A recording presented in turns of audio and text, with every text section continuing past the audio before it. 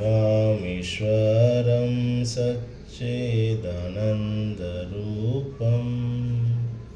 लसत्कुण्डलं गोकुले व्रजमानं यशोदाभियोलुकमाधवमानं वरामृष्टमद्यन्तगोधृत्यगोप्या रुदन्तं मुहुर्नेत्रयुग्मं मृजन्तं कराम्बोजयुग्मेन शतङ्गनेत्रं मुहुःश्वासकम्पत्रिरेकाङ्ककण्ठ स्थितग्रैवदामोदरं भक्तिपदम् इति दृक्स्वलीलाभिरानन्दकुण्डे सकोशं निमज्जन्तं अज्ञापयन्तं तदीयेक्षितं येषु भक्तैर्जिदत्वं पुनः प्रेमतस्तं सदा वृत्तिवन्ते वरं देवमोक्षं न मोक्षं वदिं वा न चान्यं वृणेऽहं वरेशादविह इदं ते वपूर्णाद गोपालपालं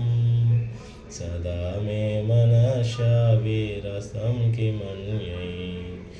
इदं ते मोहाम्बोजं मद्यन्तनीलैर्वृतं कुन्तलैः स्निग्धरक्तैश्च गोप्या मुगुःशुम्भिदं बिम्बरक्तादरं मे मनसा विरास्तामलं रक्षणाभै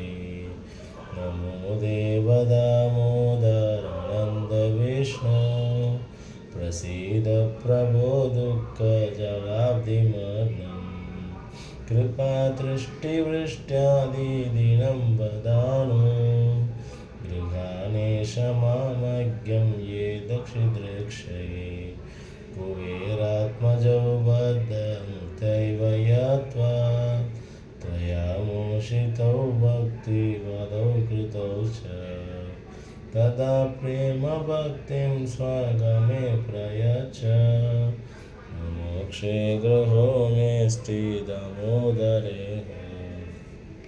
नमस्तेऽस्तु दाम्ने स्फुरदीप्तिदाम्ने